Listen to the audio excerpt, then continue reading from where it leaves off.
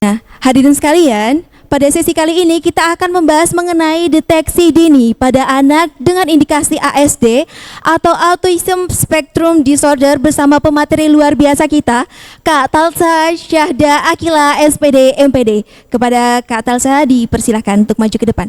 Berikan aplaus yang meriah untuk pemateri kita pada hari ini.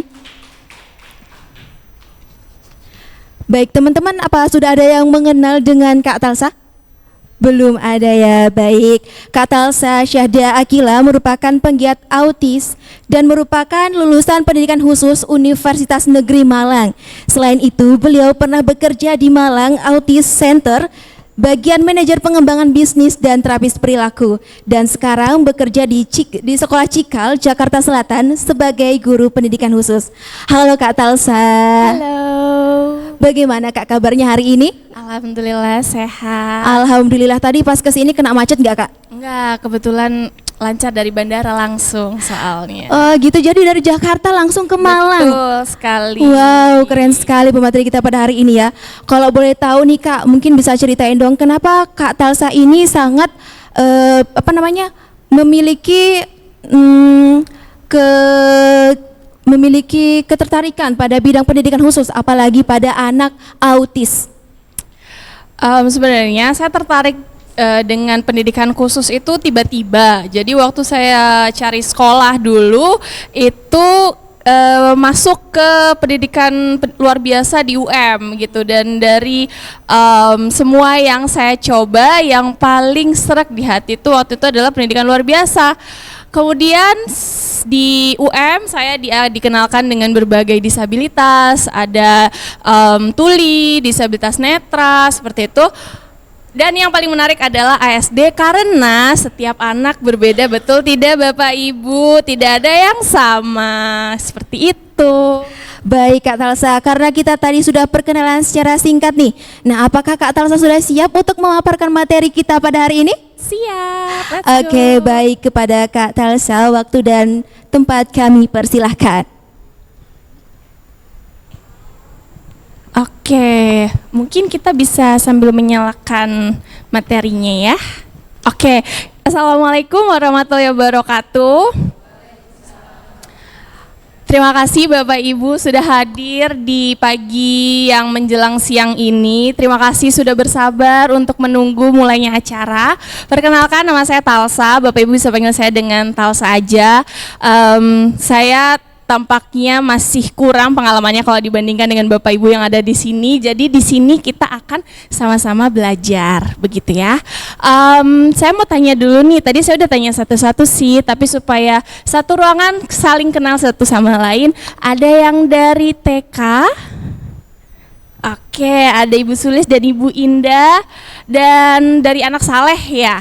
Bukan, dari Kediri dan Blitar. Aduh, akhirnya saya ingat. Oke, ada yang dari SD.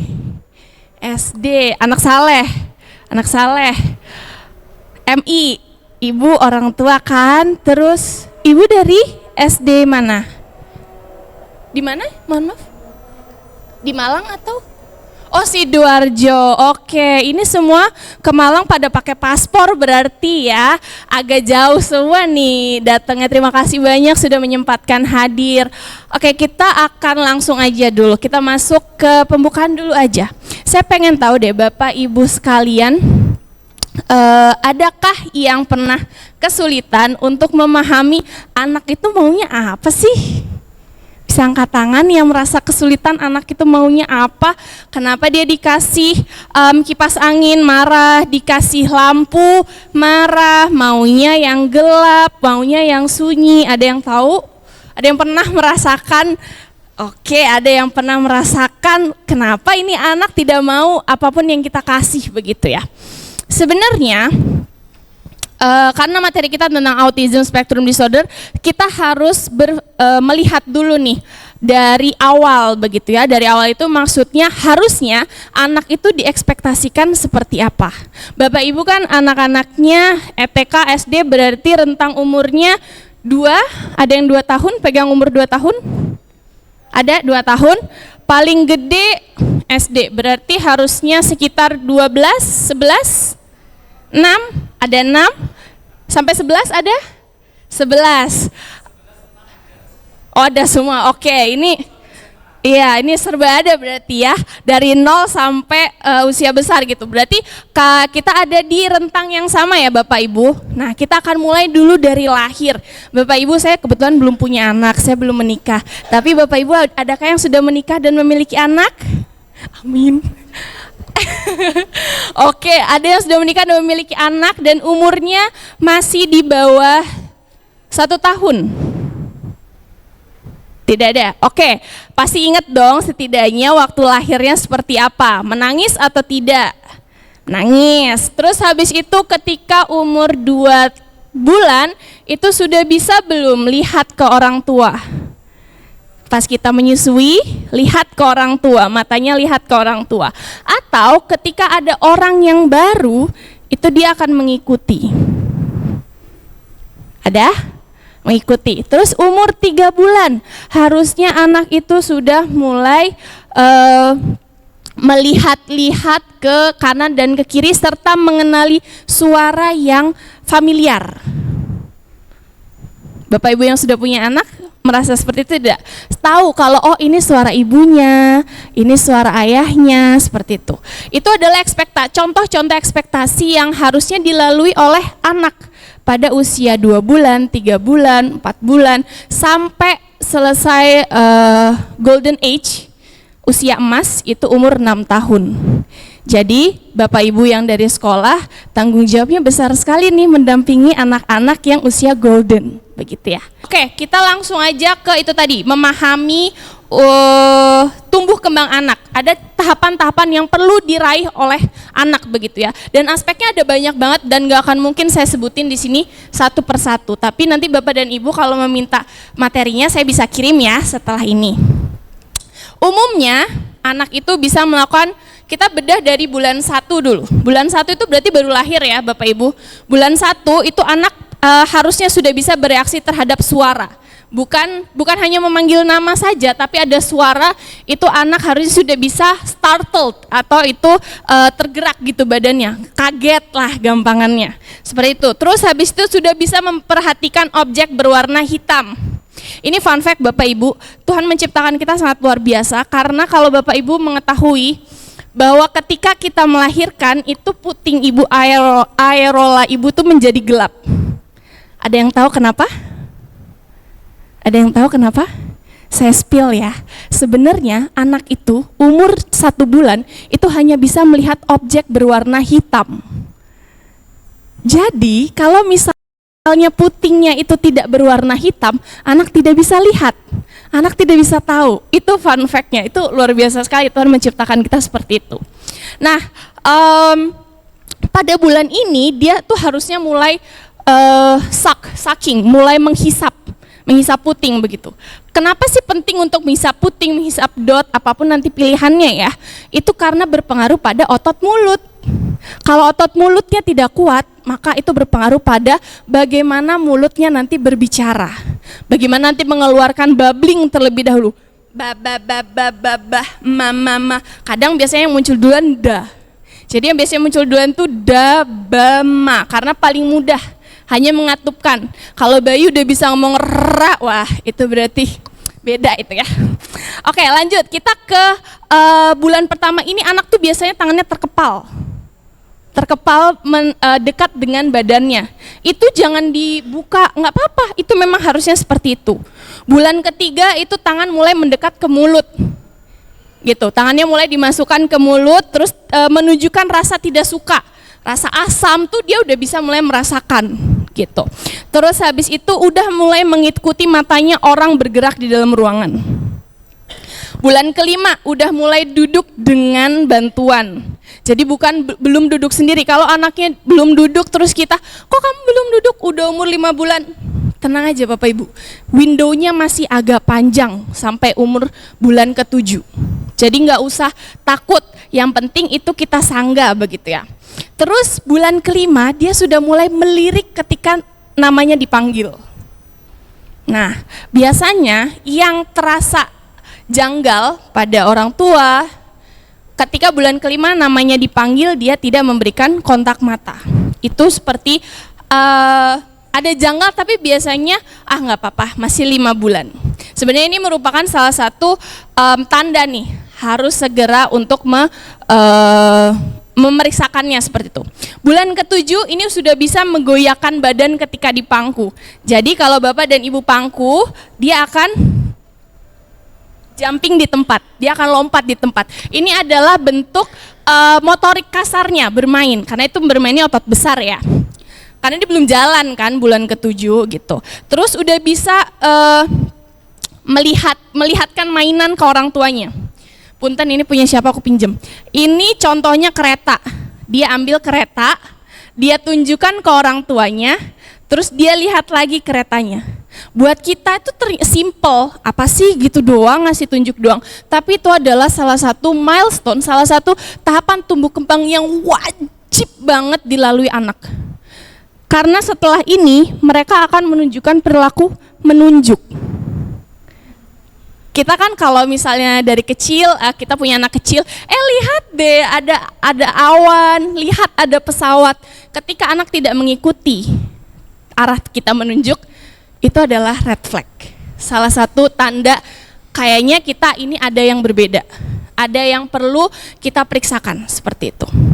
Karena saya basicnya adalah pendidikan, saya bukan dokter, jadi kita ini guru-guru tidak akan bisa memberikan diagnosa.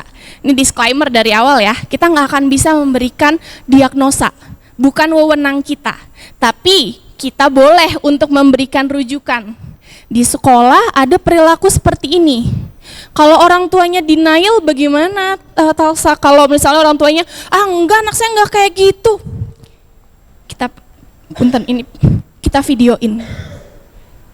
Videonya bukan untuk disebar ke ini ya, videonya hanya untuk orang tua sebagai evidence, sebagai bukti. Ini loh Bapak Ibu, ketika di kelas anaknya yang lain bermain, anak ibu memilih untuk sendirian dan nanti kita bahas. Nah, bulan ke-9 ini sudah mulai ekolali. Ada yang tahu ekolali itu apa? Ini saya agak cepat karena kalau tahapan yang ini nggak apa-apa, nggak segera.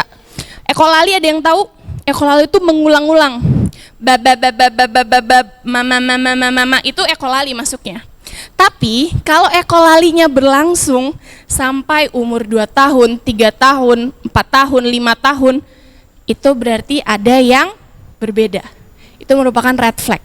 Jadi misalnya nih, dia nonton di TV dan yang dia tonton adalah Thomas Entrance. Dia ulang-ulang, itu adalah ekolali. Jika sudah muncul ekolali, itu berarti ada sesuatu yang berbeda. Seperti itu. Lanjut ke bulan 11, itu melambaikan tangan. Coba ada Bapak Ibu yang memang sudah memegang anak ASD atau anak autistik ya. Kita panggilnya anak ASD, bukan anak normal, anak tidak normal. Kita panggilnya autistik karena itu adalah karakter mereka. Ada yang pegang anak autistik di rumah, di sekolah? Oke. Ada lagi? Pernah nggak melihat anak autistik dada tuh begini? Ya, dada tuh telapak tangannya kemana? Telapak tangannya ke dia. Sadar nggak kenapa Bapak Ibu? Kalau kita dada ke orang, Ibu Bapak ngelihat apa? Telapak tangan saya kan? Sama, kan anak autis ngeliatnya, lah kan telapak tangannya yang harusnya saya lihat.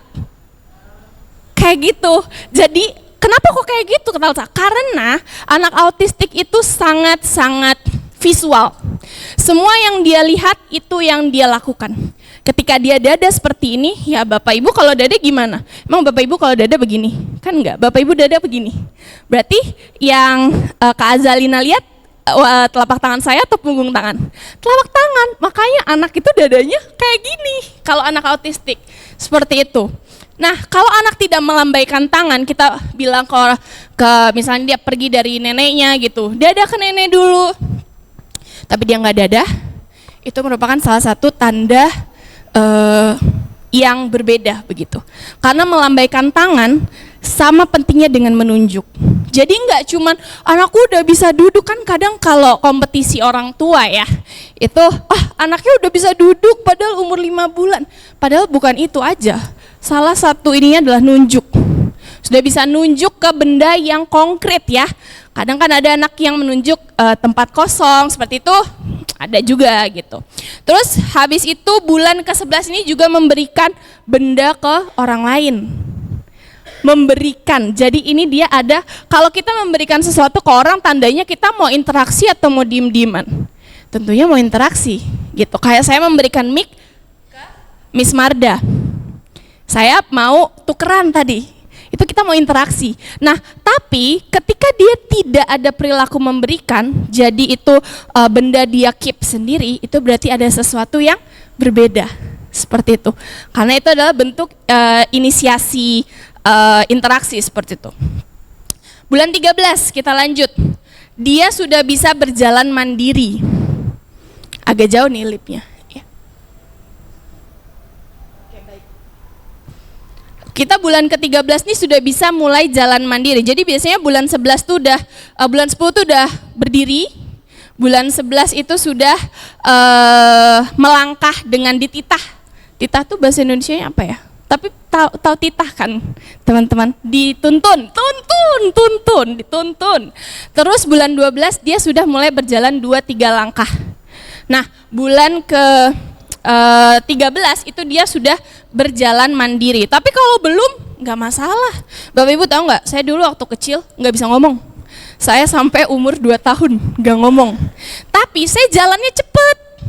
Jadi umur 11 bulan itu saya udah jalan, tapi nggak ngomong. Sekarang ngomong terus.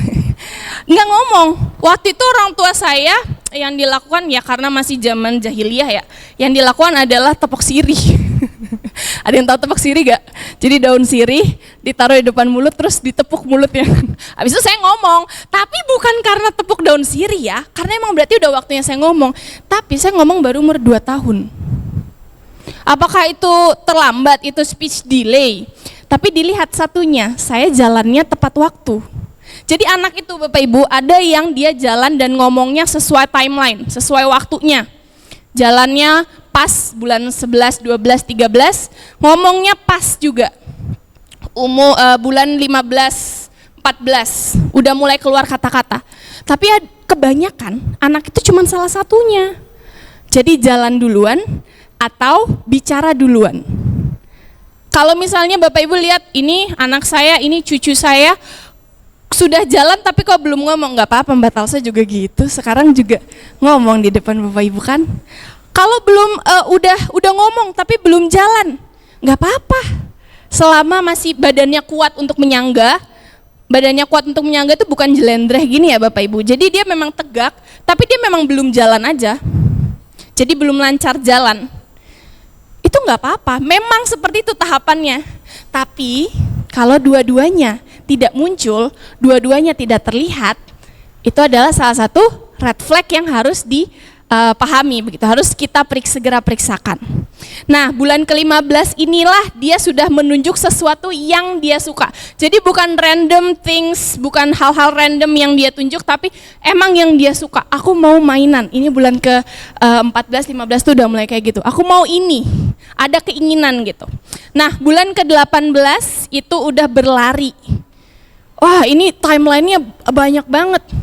Tapi kita nggak kejar-kejaran sama waktu, kita nggak kejar-kejaran sama orang lain, kita kejar-kejaran sama anak kita sendiri. Apakah ada yang belum stimulasi yang belum kita kasih gitu. Ini red flag ini yang tadi udah saya bahas secara singkat. Kita langsung aja ke contohnya untuk measurement untuk autis itu seperti apa, langsung ya. Ada yang mau coba nggak anaknya dicoba di sini? Ada yang mau coba nggak yang anaknya mau dicoba sebagai dicoba sebagai bahan percobaan, dicek apakah dia autistik atau enggak, karena ini sebenarnya MAC.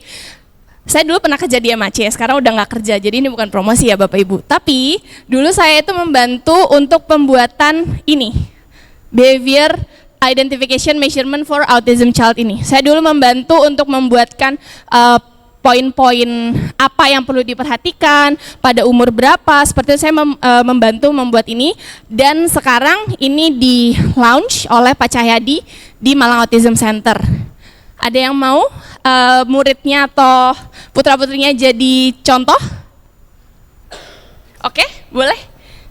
Boleh maju? Maaf, dengan teh siapa? Saya panggil teteh nggak apa-apa ya? Dengan teh siapa? Eni. Oh, teh Eni. Oke, silahkan ke sini teh Eni. Nah, ini ada tata caranya Bapak Ibu. Nanti Bapak Ibu bisa lihat. Jadi ini Bapak Ibu bisa akses karena tadi udah diluncurkan ya. Teteh bisa duduk sini dulu teh. Punten, maaf banget nih. Nggak apa-apa, berdiri. Oke. Ini udah diluncurkan. Jadi ini udah bisa dipakai secara umum. Jadi buat Bapak Ibu yang SD, TK dan merasa ini sepertinya ada kecenderungan begitu ya. Ini bisa mengisi ini gitu. Menganjurkan orang tua untuk mengisi. Nah, ini umurnya 2 bulan sampai 6 tahun. Kalau di atas 6 tahun tidak valid. Ini sebenarnya bukan tidak dapat mengisi ya, tapi tidak valid hasilnya. Kecuali data yang diisi adalah data waktu umur 5 tahun. Kenapa Ibu? 2 bulan sampai 6 tahun. Kalau di atas 6 tahun kurang valid. Jadi diisinya dengan data waktu anaknya 6 tahun misalnya, boleh. Betulan autis nggak sih anakku ini gitu. Oke, kita lanjutkan. Oke, silakan kita ininya sembarangan aja ya. Namanya kita samarkan aja ya, Fulan ya. Fulan, tanggal lahirnya umur berapa ini? 5 tahun, berarti 2020 ya? 2020, kelahiran Agustus, oke. Tanggalnya kita random ya, 7. Oke, alamatnya Malang. Malang. Provinsinya ini sebenarnya supaya tahu, oh ada nih, ini sebenarnya jadi alat sensus juga ya. Oh, anak-anak autistik yang terdeteksi autistik tuh ada di sini gitu. Seperti itu. Ini 08. Ini nomor saya aja deh. Oke, emailnya juga sama. Oke, kita lanjut. Ini data yang dimasukkan.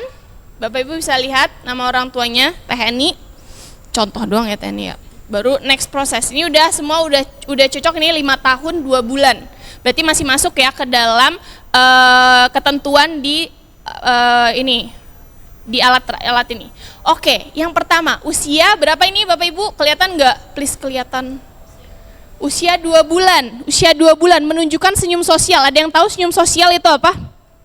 Senyum sosial itu anaknya kalau ciluk, itu dia ketawa. Jadi itu bukan karena dia ngerasa kita lucu, tapi itu memang bentuk interaksi dia. Ciluk, jadi buka tutup wajah itu adalah, dan anak merespon dengan senyum, itu adalah namanya senyum sosial. Oke, gimana Bu Eni waktu itu umur 2 bulan, anak menunjukkan senyum sosial atau tidak? Iya, selalu, kadang, sering atau tidak? Selalu, oke. Ini ya memang ada gangguan, oke. Oke, yang kedua ada kontak mata. Kontak mata itu nggak harus kita ditatap 24 jam juga. Tapi ketika kita menyusui, ketika kita berbicara, bacakan dongeng, itu dia ada kontak mata ke kita. Kayak gitu. Ini mampu, kurang mampu, cukup atau belum mampu? Belum, oke. Apakah ini udah red flag, Talsa? Kita lihat ke pertanyaan selanjutnya. Menunjukkan suara vokal. Kalau bayi itu kan kalau itu artinya lapar. Itu kan ada artinya ya. Sekarang kalau Bapak Ibu buka di internet tuh udah ada kamus bahasa bayi. Ada ada itu beda-beda menunjukkan perbedaan. Nah, itu adalah suara vokal. Jadi nggak harus anak umur 2 bulan mau pisang, nggak mungkin ya anak umur 2 bulan bicara. Tapi suara vokal tuh keluar terutama. Karena itu yang paling mudah. Atau A. Seperti itu. Gimana? Ini cukup, mampu, belum mampu? Mampu? Cukup? Oke. Terus kita lanjutkan, ada memperhatikan wajah-wajah baru. Jadi kan biasanya kalau kita habis lahiran dikunjungin neneknya, dikunjungin tantenya. Nah itu dia ngeliat nggak ke wajah baru itu? Seperti itu. Belum, oke. Belum tuh yang mana ya? Nggak kelihatan lagi.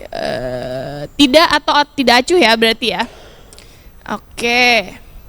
Terus habis itu mengamati benda yang bergerak. Kalau di rumah Bapak Ibu punya kipas yang bergerak ke kanan kemari itu juga bisa, atau main pesawat-pesawatan.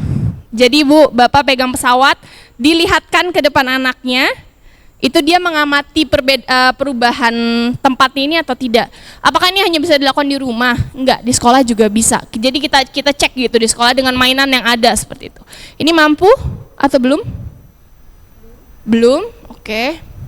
Berarti dia hanya melihat ke satu titik aja ya, dia tidak tertarik dengan bendanya. Itu berarti tidak ada inisiasi interaksi seperti itu. Respon pada suara keras, kaget nggak? Atau tidak merespon? Tidak merespon, oke.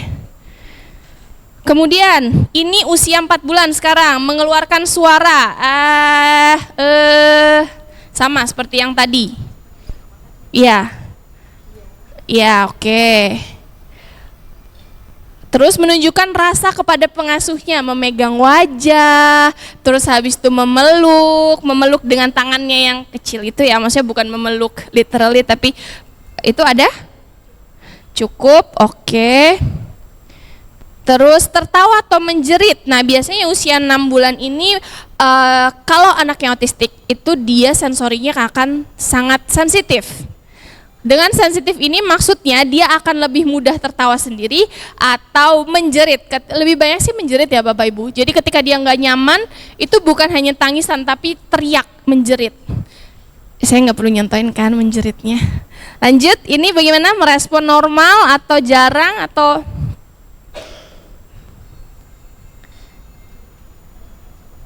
cukup? Kurang? Normal? Kurang ya. Oke. Dengan stimulus yang tidak jelas, ini stimulus yang tidak jelas, jadi kalau ada yang memang bikin teriak, ya teriak, kalau bikin ketawa, ya ketawa, tapi kalau tidak ada, dia melakukan itu sendiri gitu. Iya, seperti itu. Oke, stimulusnya kurang jelas ya berarti. Terus meraih suatu benda, nah ini anak-anak umur 6 bulan ini udah mulai mencari benda-benda di sekitarnya, dia ambil, dia lihat ke depan wajahnya, seperti itu tidak? Ya, oke berarti mampu ya. Terus habis itu kita tertarik pada permainan sederhana. Ini yang tadi cilukba. Ya, oke, selalu ya berarti. Ya. Oke, ini usia 7 bulan masih menarik perhatian melalui action. Action itu dia melakukan sesuatu seperti itu. Oke, kurang. Lalu kita lanjut ke melakukan gestur menunjuk yang tadi saya bilang, umur 7 bulan tuh pasti menunjuk. Jadi kalau Bapak Ibu pegang anak usia dini yang bahkan mungkin KB ya jatuhnya, kelompok bermain, itu salah satu poin bahwa anak melalui pertumbuhan yang runut itu adalah dengan menunjuk. Oke, belum. Terus menunjukkan emosi wajah atau dia flat aja. Flat aja, oke berarti belum mampu. Lalu respon terhadap panggilan nama. Belum, oke. Terus cemas jika berpisah dan bertemu orang asing. Tidak ya, berarti tidak cemas berarti ya, tidak menunjukkan ya. Oke, berarti cek aja, belum ya. Nah ini mengoceh, babbling ini yang mama itu masuknya babbling ya Bapak Ibu. Mampu? Kurang, oke. Kurang banyak pengoceh, jadi banyak diemnya gitu ya. Kecenderungan mengulang berulang ketika meminta sesuatu, mainan atau TV. Kalau murid saya itu dulu orang tuanya cerita kalau waktu kecil tuh suka nonton iklan. Jadi dia bilangnya OLX dan itu sampai sekarang. Sekarang dia kelas 4. Saya pegang kelas 4 di Cikal Jakarta. OLX itu maksudnya dia mau nonton iklan OLX. Jadi itu beda-beda anak-anak. Tidak, oke, tidak mengulang ya. Terus mengikuti arah pandangan pengasuh. Lihat ada pesawat gitu. Tidak, oke. 10 bulan mengalihkan pandangan dari benda ke pengasuh. Jadi bukain maksudnya. Jadi ini anak ngambil bendanya, dia lihat kita, dia lihat lagi alias bukain please gitu. Nah kadang anak saya itu yang umur kelas 4 itu, dia baru bisa melakukan kelas 4 ini kemarin awal tahun ajaran. Jadi Miss Talsa kan saya dipanggil Miss di sana. Miss Talsa, loker gitu. Dia tuh baru kelas 4 dia sekarang umur 11 tahun. Padahal itu adalah perkembangan yang harusnya dilewati ketika dia umur 10 bulan. Seperti itu. Belum? Oke. Kita lanjut ke 11 bulan melakukan tatapan bergantian, itu tadi. Objek, orang. Oke. Mampu ya berarti? Terus kita ke melakukan gestur sederhana seperti melambaikan tangan. Yang benar ya Bapak Ibu, bukan seperti ini. Kurang mampu, oke. Terus mampu melakukan gestur menunjuk? Belum. Terus mampu mengucapkan kata. Usia 12 bulan tuh setidaknya udah ada 20-30. Belum. 20-30 kata ya maksudnya Bapak Ibu. Kontak sosial itu maksudnya mengajak bermain, jadi ngambil, dikasih ke kita, terus dia diem, nungguin kita bermain bersama dia. Itu kontak sosialnya. Atau dia mama, seperti itu. Belum? Oke. Ekolali tidak berhenti. Yang tadi saya bilang, OLX, seperti itu. Tidak ada. Oke. Apakah semua anak autis melakukan ekolali? Jawabannya tidak. Ada anak autis juga yang hanya diem saja, itu juga ada. Melakukan imitasi objek. Mama aku mau yang kotak. Kayak gitu, jadi pakai tangannya.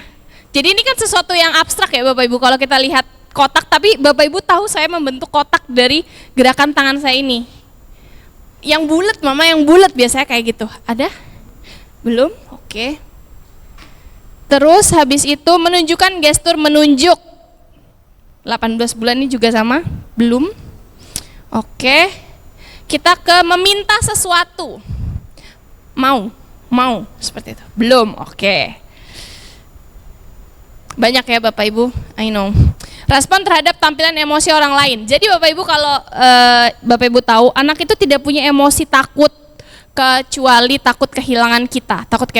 Saya belum punya anak. Takut kehilangan orang tuanya seperti itu. Takut kehilangan mamanya terutama, karena caregiver utamanya itu mamanya.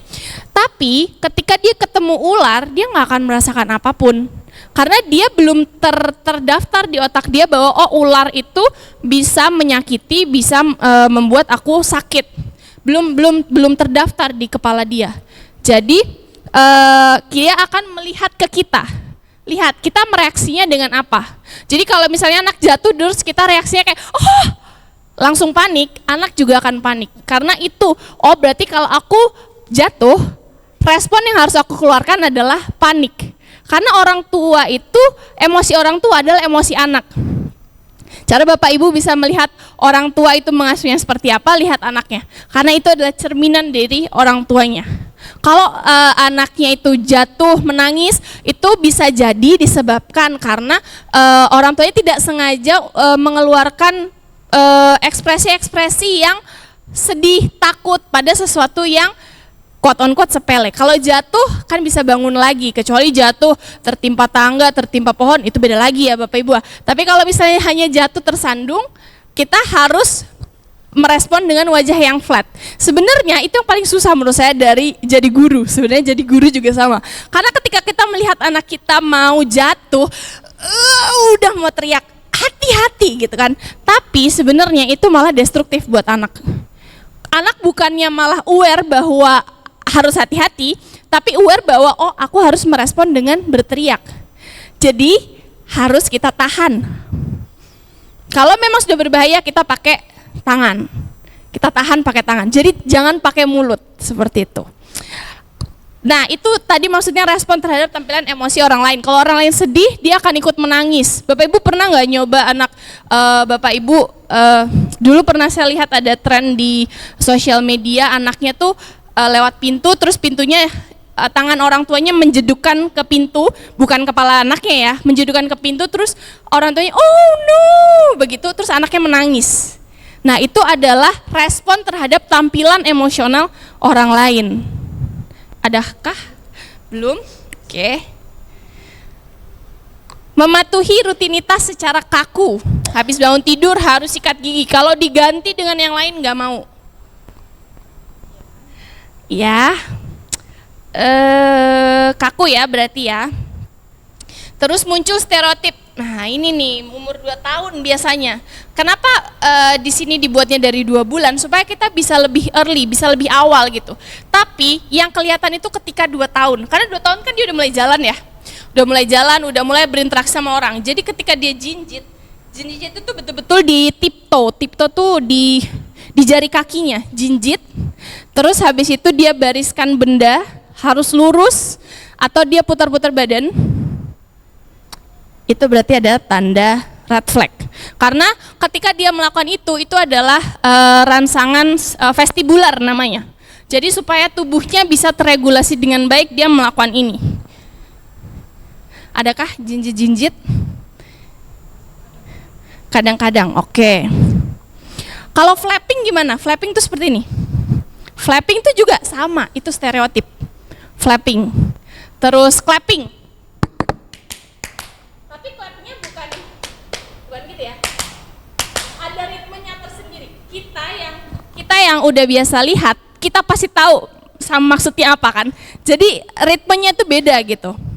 Adakah itu? Nah ini gerakan berpola yang konsisten. Nah ini tadi yang maksud saya, yang tidak memiliki tujuan yang jelas. Berpola itu tadi semuanya beritme. Tepuk tangan atau jadi sama terus. Kayak gitu tuh ada polanya. Nggak akan berbeda sedikit pun. Adakah? Ada kayak ada. Sering ya berarti. Gerakan yang berubah-ubah dan berulang-ulang. Itu tuh maksudnya gitu deh, kayak flapping, diulang-ulang terus, dia jinjit, dia steaming tuh juga bisa di mulut. Murid saya ada yang perempuan kelas 4, dia baru tegak diagnosa autis kemarin, which is dia umur 10 tahun. Dia awalnya dikiranya SPD atau sensory processing disorder, di mana dia nggak bisa merespon stimulus dengan benar, begitu. Dia itu kalau steaming, Miss Talsa, do you feel sad? Karena dia bahasa Inggris kan, full bahasa Inggris. Do you feel sad? Miss Talsa, I wanna go to Gabby's house. Let's go to Gabby's house. Let's go to Gabby's house. Terus dia kayak gini, gemet-gemet tuh. Gemes ya. Gemet-gemet.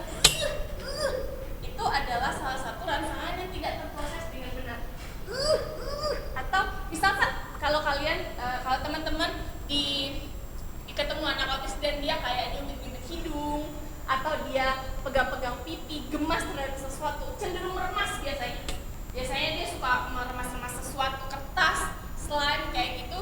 Itu adalah salah satu tanda yang ini, gerakan yang berubah-ubah atau berulang-ulang. Ada nggak ada? Oke.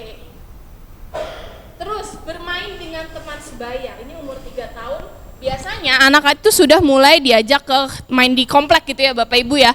Kalau dia mau main dengan teman sebaya, dia menginisiasi interaksi kayak misalnya, "Hai Ibrahim." Ya Ibrahim nggak dada. Waduh. Ibrahim, dada. Ah itu dada. Berarti kan ada inisiasi interaksi. Gitu kan Pak Yohan?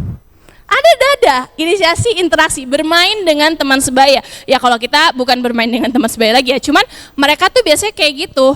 Kita akan mendekat, kamu main apa, ikutan dong. Sesimpel itu aja adalah sesuatu tanda yang harus dilewati oleh anak begitu. Adakah? Belum ada. Kira-kira nih kalau sejauh ini, dari tadi ada belum, jarang. Itu menurut Bapak Ibu, si Fulan ini yang merupakan asuhannya Ibu Eni, apakah autis atau masih pada umumnya? Yang autis angkat tangan, yang merasa ini autis angkat tangan. Terindikasi, good, betul. Kita nggak boleh ngasih diagnosa, Miss Talsa, betul. Terindikasi, adakah yang merasa ini indikasi autis? Tuh 2, 3, 4, 5. Ada? 6, 7. Oke, itu terindikasi. Oke, kita lihat ya nanti apakah hasilnya. Karena masih ada. Tertarik untuk terlibat dengan permainan bersama teman? Masih sama dengan yang tadi? Masih belum? Tidak ya berarti ya. Lalu yang selanjutnya tidak tertarik pada benda bergerak atau bukan benda tidak bergerak atau bukan animasi. Benda tidak bergerak tuh kipas angin yang muter. Nah, saya dulu pernah di Malang Autism Center tuh saya pegang satu anak, saya terapis dulu. Dia kalau lihat kipas angin tuh dia begini. Karena benda berputar tuh tadi, kan dia kipas angin berputar ya. Dia gemes gitu sama benda berputar. Itu maksudnya ini. Jadi tidak tertarik berarti kalau misalnya benda berputar ya udah, dia sekedar lihat oke. Tapi dia bukannya gemas gitu. Bagaimana? Tertarik dengan benda berputar, oke, selalu atau sering? Setiap ada berarti selalu. Terbiasa terhadap sentuhan atau kedekatan sosial. Biasanya anak autistik itu menghindar untuk disentuh. Jadi ketika disentuh dia Tapi kalau misalnya kita mendekat ke dia yang mendekat ke kita kan rasanya nggak mau bergerak ya Bapak Ibu, karena biar dia pegang kita. Nah, itu dia akan memegang kita sesuai yang dia mau. Jadi dia mungkin pegang pipi pelan atau pegang. Kalau saya sih sebagai guru, karena anak saya di sekolah yang perempuan ini itu waktu kelas 3 sama saya juga, dia nggak mau dipegang. Kelas 3 itu dia umur berarti 9. Dia nggak mau dipegang. Kelas 4 ini dia tiba-tiba pegang pipi saya. Itu rasanya yang seneng banget. Karena akhirnya dia melihat bahwa oh saya ini adalah figur yang ada dalam hidup dia. Seperti itu. Jadi kesadarannya terhadap orang lain itu ada. Dan itu baru muncul umur berapa? 10 tahun. Dia autistik, baru tegak diagnosanya benar-benar baru hari Kamis saya ketemu orang tuanya ngabarin saya ternyata Bibi namanya, Bibi ini autismis gitu. Terbiasa terhadap sentuhan? Berarti tidak suka disentuh berarti ya, kurang bisa, oke. Tapi kalau misalnya anaknya emang nggak suka disentuh gimana? Ya bisa ada juga yang kayak gitu, nggak tentu dia autis juga gitu. Tapi kan ini seriesnya panjang ya Bapak Ibu. Kita tadi sudah melewati berapa pertanyaan, jujur saya juga nggak ngitung, tapi banyak kan pertanyaannya. Jadi nggak cuman, oh dia melakukan gerakan berulang-ulang, autis, nggak juga. Jadi semuanya harus ada, semua kriterianya harus ada. Memprotes jika sesuatu tidak sesuai dengan keinginan mereka. Kurang mampu. Bapak Ibu tahu, saya pegang tuh kelas 3 4 anak. Kelas 4 ini 3 anak karena yang satunya pindah. Anaknya sama, saya 2 tahun sama mereka. Dulu waktu kelas 3 itu umur 9, umur 8. Jadi umurnya nggak jauh kan sama kelas 4. Itu tuh mau saya ajak kemana aja ikut. Mau saya kasih belajar apa aja ikut. Tapi sekarang kelas 4 udah mulai protes. Miss Talsa, tidak gitu. Udah ada protesnya. Protesnya umur berapa? 11. Padahal harusnya protesnya umur berapa? 3 tahun. Jadi ketika anak Bapak Ibu yang umur 3 tahun itu protes, dengarkan mereka. Karena salah satu bentuk anak itu nanti bisa memilih atau tidak. Kita orang dewasa itu kan kadang ada yang benar-benar sangat takut untuk memilih. Takut salah, takut nanti dinilai buruk oleh orang lain seperti itu kan. Itu tuh dasarnya dari umur 3 tahun ini. Jadi ketika anak menunjukkan ketidaksukaan, terus kita kayak, aduh kamu ini masih kecil, dengerin aja. Itu adalah satu tanda yang memicu anak nanti tidak bisa memilih nantinya. Jadi ketika anak protes itu dengarkan, karena itu adalah bentuk, apa Bapak Ibu? Tumbuh kembang. Seperti itu. Ada? Belum mampu, oke. Jadi ngikut aja begitu ya. Apapun yang, oke. Rangkaian suku kata yang tidak biasa. Misalnya OLX itu kan, misalnya itu adalah subjek, OLX itu adalah objek. Harusnya kan mau nonton OLX. Seperti itu kan, setidaknya kalimat runutnya. Tapi dia cuman misalnya OLX gitu. Belum? Oke. Tidak terbiasa dan acak ya berarti. Terus habis itu irama nada bicara yang tidak biasa. Misalnya assalamualaikum, karena kita ketika ngasih tahu bicaranya bukan, misalnya nih si anak bilang assalamualaikum, kita jangan assalamualaikum. Jawabannya assalamualaikum apa Bapak Ibu? Waalaikumsalam. Karena anak terdengar dia ucap assalamualaikum, orang lain bilang waalaikumsalam, berarti dia gabung. Ada nggak anak autistik yang Bapak Ibu pegang kayak gitu? Jadi assalamualaikum terus waalaikumsalam. Ada? Itu karena dia terdengarnya waalaikumsalam habis assalamualaikum. Jadi dia ngerasa harus mengucapkan juga. Padahal kan hanya assalamualaikum, hanya salam saja. Atau ini, anak saya kalau bilang selamat pagi gini, selamat pagi Miss Talsa. Ada nggak yang anak Bapak Ibu yang relate kayak gini? Anaknya suaranya bernada, bener ya Ibu ya? Selamat pagi Bu Nana gitu. Bagaimana Bu Eni? Karena belum ngomong ya? Iya, belum ngomong, oke. Ya tidak tepat ya, kurang tepat, oke. Mengembangkan minat yang intens terhadap subjek yang terbatas. Contohnya, dia cuma suka nonton Thomas and Friends sampai 10 tahun kemudian dia hanya nonton Thomas and Friends. Apapun yang terjadi dia nggak mau diganti kereta lain. Thomas and Friends forever. Berarti itu minatnya hanya terbatas kepada Thomas and Friends aja. Ada apa Bu kalau boleh tahu? Marsha the Bear. Oke, dia suka Marsha terus? Selawatan, oke, berarti memiliki ya. Oke. Terus menyakiti diri sendiri. Wah, ini nih yang biasa agak berat. Pukul kepala. Atau pukul, biasanya sih kepala ya, kepala belakang sini. Iya, ada yang dada juga, ada yang kepala belakang sini. Atau di sini, dagu. Gitu. Ada? Ada. Ini ada. Ini ada nih Bapak Ibu nih, gimana? Ini kira-kira autis gak? Ada yang mau berubah jawabannya? Kira-kira apakah ini autis? Hah?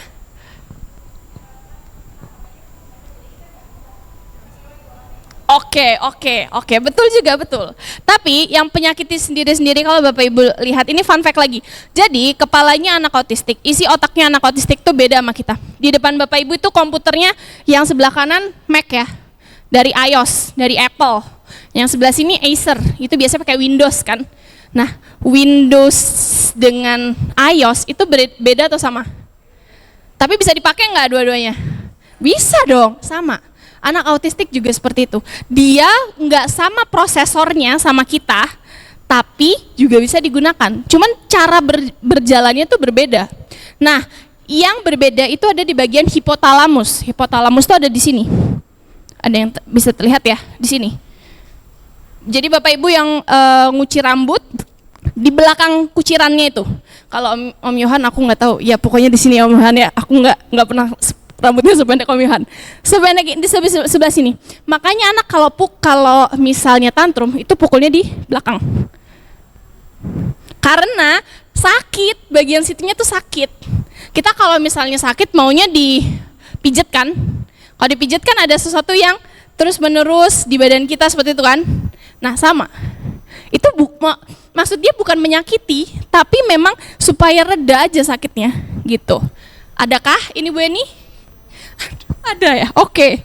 Ada yang mana nih? Tidak memiliki atau kadang? Kadang, oke. Lalu bermain peran. Nah kamu hari ini jadi polisi, ibu guru jadi penjahat. Yang nangkep penjahat atau polisi? Polisi dong, yang nangkep polisi dong. Harusnya kan polisi yang nangkep kan.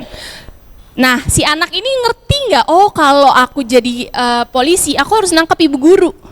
Aku harus ngejar ibu guru. Ibu gurunya di sini. Penjahat harus nangkep. Tapi kalau anaknya diem aja, dia nggak paham, dia nggak bisa bermain peran. Itu adalah salah satu tanda, karena dia tidak bisa membayangkan sesuatu yang abstrak. Lagi-lagi, mereka harus lihat di depan mata. Gak bisa mereka membayangkan pada umur ini ya. Apakah nanti bisa? Bisa. Sekarang anak saya kalau lihat yang umur 11 tahun, udah mulai puber, ngelihat guru yang cantik tuh dia udah bisa sandingkan dengan artis favorit dia. Miss Talsa, Miss Andin, Kathleen, high five. High five itu kayak show kartun zaman dulu gitu untuk anak-anak, bukan kartun orang, tidak pakai jilbab nih si Catherine ini. Miss Andin, teman saya ini nggak pakai jilbab juga, jadi dia udah bisa menyandingkan kayak gitu. Tapi umur berapa? 11. Bisa nggak? Bisa, tapi agak nanti. Nah, umur 4 tahun harusnya dia melewatinya, adakah? Belum bisa, oke. Aduh Tani maaf nih berdirinya agak lama ya. Menderita kecemasan mendadak, ada peristiwa-peristiwa baru, tantrum tuh kita nggak usah pakai kata tantrum dulu deh, marah, nggak mau, menolak dengan keras. Iya, oke. Lanjut, Melakukan perilaku ritualistik, misalnya setiap jam tertentu melakukan satu aktivitas dan nggak pernah disuruh. Pagi, kalau biasanya dia nonton TV, dia akan nonton TV. Misalnya TV-nya mati, dia akan tetap ada di depan TV itu. Iya, oke. Sering, berarti ya? Oh, kadang, oke. Berbicara dan melakukan sesuatu berjam-jam tentang minatnya. Tadi Martian the Bear, dia bisa nonton seharian. Oke, sering ya berarti? Atau kadang? Kadang. Terus membariskan objek. Sesuatu tuh disusun sesuai dengan urutannya. Tidak. Oke, terus masih 5 tahun, menari, menyanyi, melakukan sesuatu terhadap pengasuh. Jadi dia menarik perhatian kita gitu. Oke, belum ya berarti. Terus loading. Apa hasilnya Bapak Ibu? Resiko tinggi, terima kasih Bu Eni, love you maksimal. Resiko tinggi, total skornya 80,33. Anda harus segera dirujuk untuk evaluasi diagnostik di klinik atau rumah sakit yang sudah terverifikasi. Saya tahu, saya sadar, saya belum punya anak, tapi saya tahu, saya udah lihat, mungkin baru puluhan sih orang tua yang, Bu Talsa anak saya autis, dan menangis di depan saya. Saya tahu berat, saya tahu rasanya kayak dihantam palu gada, karena kita tahu bahwa anak kita akan punya kehidupan yang sangat berbeda. Apa yang terjadi kalau anak kita meninggal? Apa yang terjadi kalau kita meninggal? Anak kita sama siapa? Bagaimana nanti dia kerja? Bagaimana nanti dia cari uang? Gimana nanti dia makan sendiri? Gimana dia menikah? Gimana dia punya anak? Apakah dia akan punya kehidupan yang sama dengan kita? Karena yang kita pengennya sebenarnya itu enggak sih?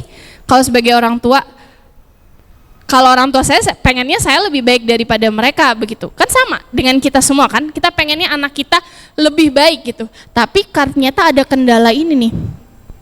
Kita sekarang lanjut ke autis itu apa sih? Nih, kita baru masuk tuh autis itu apa? Autis itu bukan kutukan, bukan penyakit.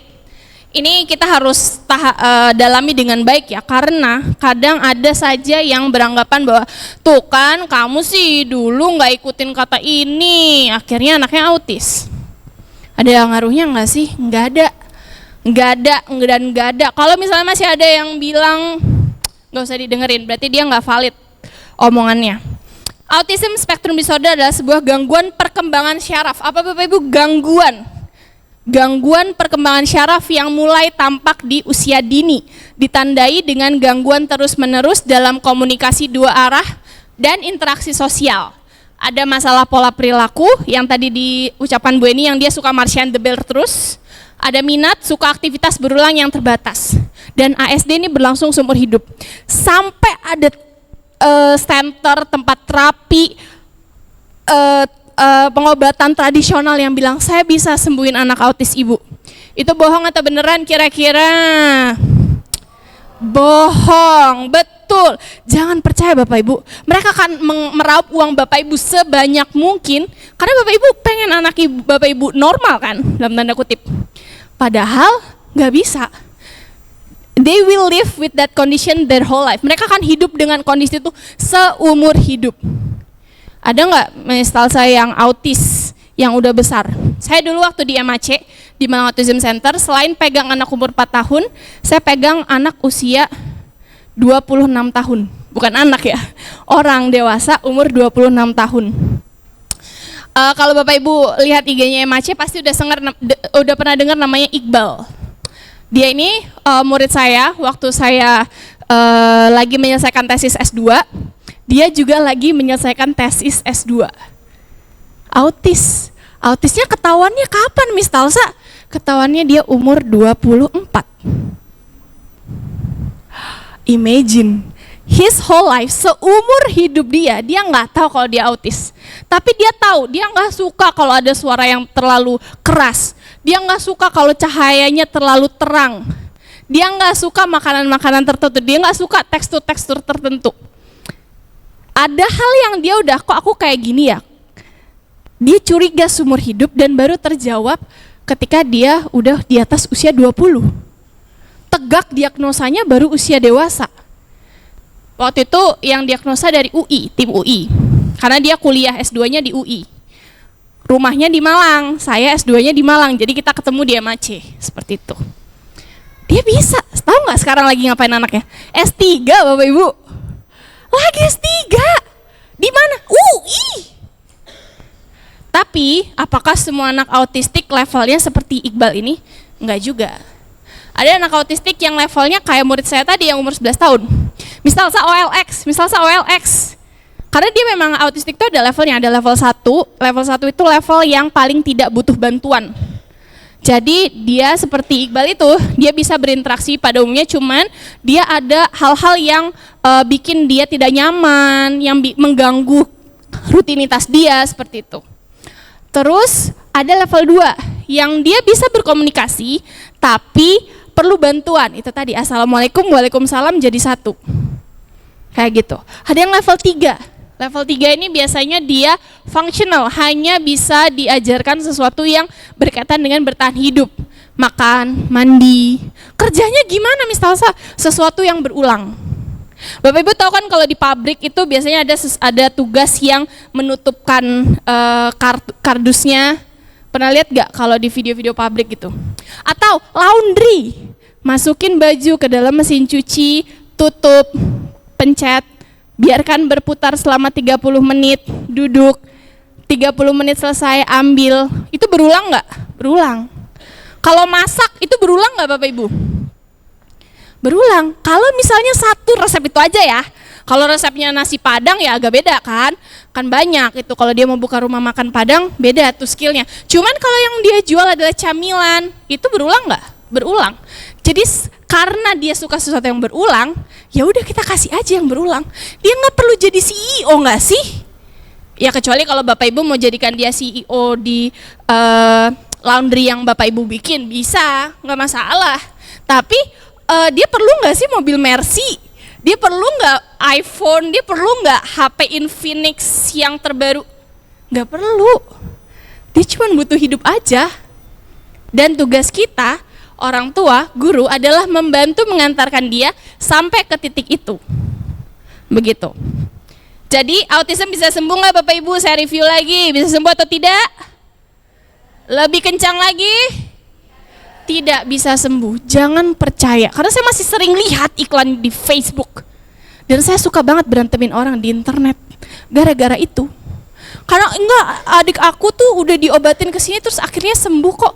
Kalau memang dia berubah perilakunya, berubah total dan dia seperti orang pada umumnya, antara satu, terapinya bagus banget, atau kedua, dia bukan autis dari awal. Karena ada anak yang dari kecilnya itu dia behavior conduct-nya itu nggak benar. Jadi misalnya ketika marah itu memukulkan sesuatu, apakah itu autis? Nggak juga. Benar tadi kata kakaknya bahwa semua tahapan deteksi itu tadi harus kita lewati. Nggak cuma satu pertanyaan doang yang bisa dijawab, ini autis nih, udah nggak bisa kita cari sekolah lain. Nggak bisa kayak gitu. Harus seluruhnya dijalani. Nah, itu adalah autis. Tanda umum yang tampak kita udah lihat ya tadi bersama-sama. Prevalensinya sekarang, prevalensi itu angka kejadian. Sekarang dari 54 anak di ini dunia nih. USA di Amerika. Dengan penduduk yang cukup besar ya di Amerika. 54 anak yang lahir itu satu anak yang autis.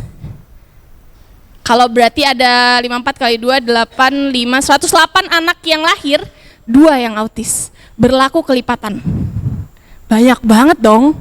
Di benua Asia itu naiknya dari 0,15 totalnya ya, 0,15% di Asia tahun 2010, 0,15% tahun 2020, 10 tahun kemudian naik jadi 0,36%.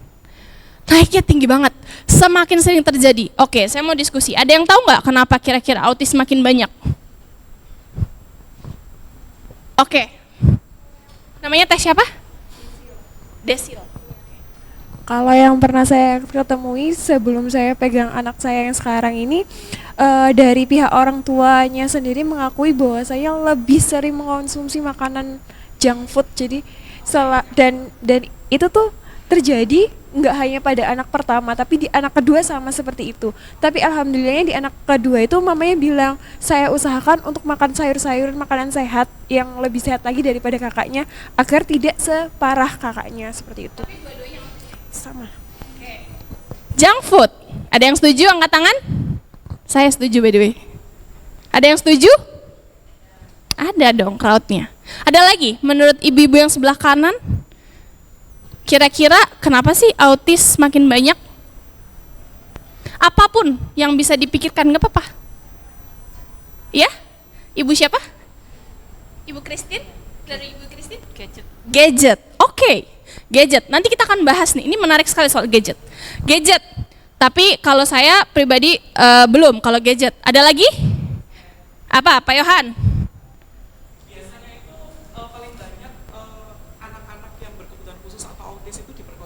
Daripada di pedesaan. Kotaan. Yang pertama dengan suasana suhu, terus banyaknya polusi udara dan lain-lain yang kurang sehat daripada di pedesaan. Betul sekali Pak Yohan. Yang kedua, environment ya, berarti jatuhnya lingkungan. Ada yang setuju? Lingkungan. Betul, itu juga. Junk food, makanan, lingkungan, genetik. Tadi di Teh Desil kalau teman-teman dengar, anak pertama itu autistik, anak kedua juga autistik, tapi yang kedua tidak separah kakaknya. Itu autistik, ada yang dibilang autism itu ada yang bilang bahwa dia genetik. Kalau saya itu percaya teori lingkungan. Bapak Ibu tahu lah, kita sekarang semuanya ditambang kan? Semua yang bisa digali sama pemerintah ditambang, bukan? Dicari tuh mineralnya. Nah, itulah yang membuat tanah-tanah di sekitarnya tuh terkontaminasi. Air lewatnya dari mana kalau bukan dari tanah? Air kita minum. Kayak gitu. Terus yang kedua, junk food. Makanan junk food itu bukan necessarily dia cuman makan kentang-kentang doang, McD doang, enggak juga kayak gitu. Sesuatu yang tidak imbang itu ya jadi sampah juga gitu kan. Seperti itu. Itu adalah contoh-contoh penyebab autism. Tapi kalau gadget, Bapak Ibu tahu nggak sekarang itu ada kondisi terbaru yang lagi hot news banget nih di bidang psikologi, bahwa anak-anak yang paparan gadgetnya lebih cepat itu menunjukkan gejala autism juga. Tadi hasil ngangguk-ngangguk keras banget, kayaknya anaknya begitu ya? Hah?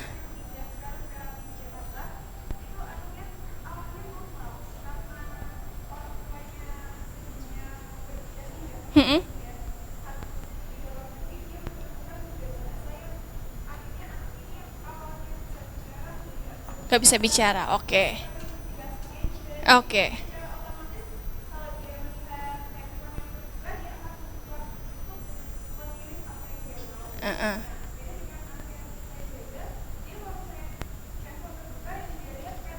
Oke. Oke, itu dia, itu beda banget. Kalau peta tuh kan terlalu spesifik gak sih? Mana ada anak-anak umur segitu nyari peta, yang dicari pasti YouTube. Kalau yang YouTube sama peta ini udah jelas. Kalau saya karena udah sering lihat, saya ngerasa oh ini kalau yang peta biasanya autistik. Betul autistik. Oke. Kalau yang gadget itu tadi ya karena paparan gadget itu tadi, Bu Christine. Jadi bisa menunjukkan, tapi tiba-tiba sembuh, tiba-tiba beda kayak anak umum. Itu autis bukan awalnya, gitu dulu yang kita tanya. Jadi kalau dibilang, oh ya adik aku dulunya autis, sekarang udah enggak. Bisa jadi dia kena paparan gadget terlalu dini, terus habis itu terapi, dan akhirnya seperti anak pada umumnya lagi, gitu. Kayaknya, by the way, ini tadi saya udah dibilang sama Ibrahim, kita cuma punya 5 menit lagi. Teman-teman mau tanya jawab atau saya lanjutin dulu? Tanya jawab? Atau ya? Oke, berarti tanya jawab aja nih Bapak Ibu ya. Oke? Nggak apa-apa ya. Oke, Ibu dulu. Ibu siapa? Yuli. Ibu Yuli, oke. Mau nanya, kalau saya pernah dengar kalau anak habis minum obat anti kejang itu katanya bisa menyebabkan autis. Terus apakah benar? Terus saya sering dengar beberapa pengalaman kenalan saya tuh, kalau anak dia awalnya dia pernah mengalami kejang itu kebanyakan autis gitu. Terima kasih. Terima kasih Bu Yuli, sebentar ya Bu Christine. Oke, kita dari awalnya dulu. Kejang, ada yang tahu kejang itu terjadi karena apa? Please angkat tangan. Oke, Teh Desil.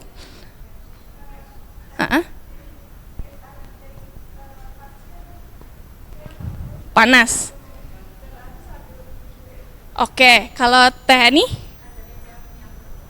Kejang yang berulang. Ya, kejangnya terjadinya kira-kira karena apa? Oke, tidak disertai panas. Oke, ada lagi? Oke, beda lagi tuh. Sebentar, kita kejang yang terjadi karena panas biasanya. Badan anak tuh panas.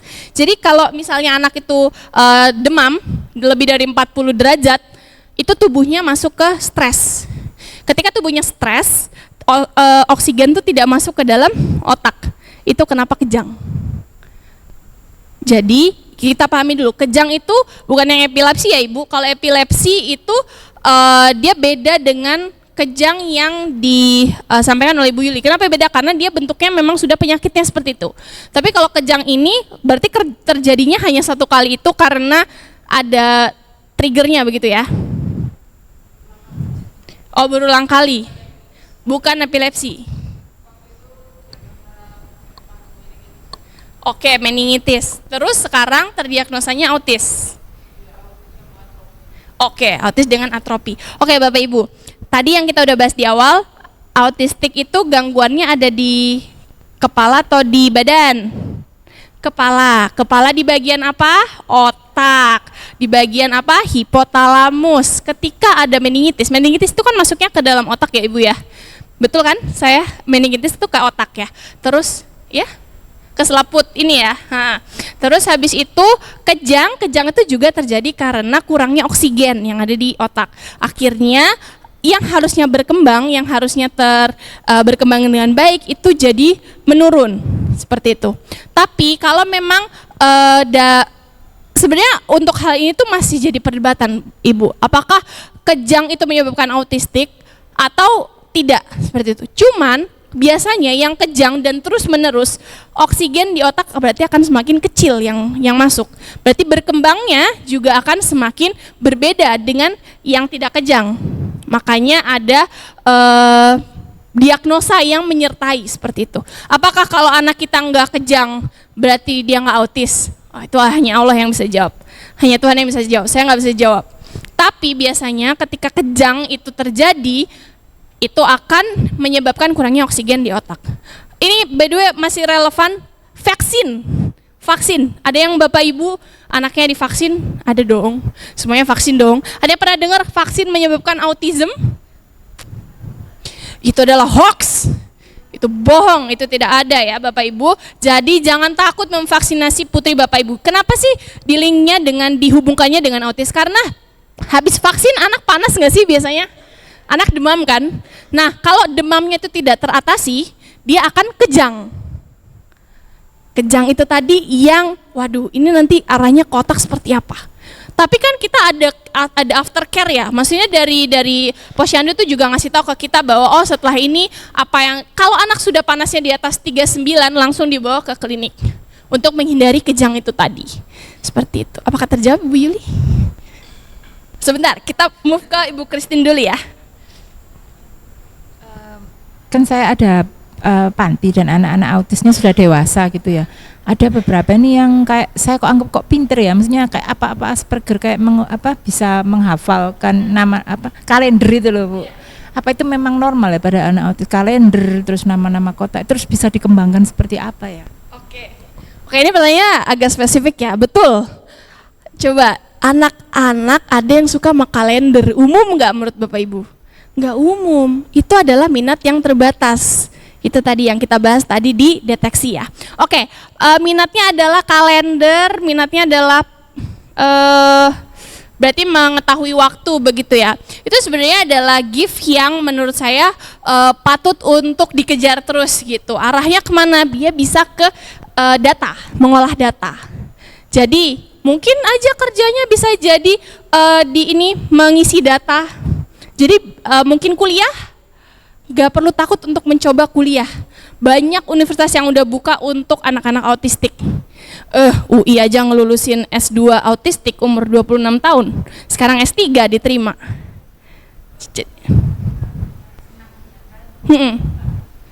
Oke, menebak. Tapi benar nggak tebakannya? Benar. Itu dia bukan menebak, Ibu. Dia hitung di kepalanya.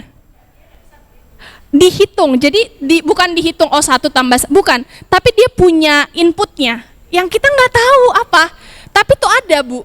Kita nggak tahu caranya. Kita nggak pernah tahu. Jadi misalnya, coba tebak apakah seperti ini? Coba tebak hari tanggal 23 Desember tahun 2021. Itu hari apa? Dia tahu. Itu ada kalkulasinya di otak dia. Yang kita nggak tahu caranya kayak gimana. Ada, Bu, Bapak, Ibu. Ada. Iya, karena itu, tapi di belahan dunia lain ada, Bu. Kebetulan saya punya teman yang di London, anaknya juga kayak gitu. Itu tadi, olah data. Karena dia itu kan masuknya ke numerik ya, Bu, pengolahan data. Jadi itu bisa dikembangkan untuk ke analisis data. Jadi dia dikenalkan dengan data yang simpel dulu aja. Hari ini hujan atau tidak, besok hujan atau tidak, gitu. Ya, nanti bisa membuat datanya, menampilkan data dulu. Setelah itu dia menganalisis kira-kira minggu depan hujan nggak ya, kalau trennya seperti ini, misalnya kayak gitu. Itu bisa. Terjawab, Ibu? Oke, Bu Yuli lagi. Saya itu sebenarnya anak saya tuh kan waktu awal-awal gurunya bilang enggak autis gitu kan. Terus tapi saya waktu dia TK-nya kan inklusi. Terus saya lihat sama teman-teman yang autis itu kok gejalanya kok sama gitu. Dia tambah kayaknya lebih parah gitu. Terus saya tanyakan lagi terus ke guru, ternyata diseleksi lagi ternyata memang ada autis gitu.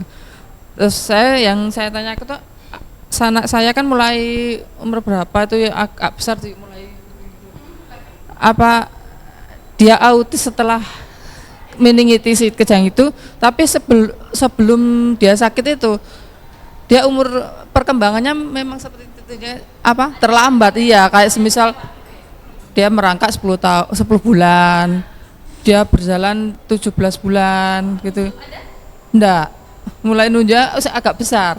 Terus pandangan juga kok enggak terarah gitu.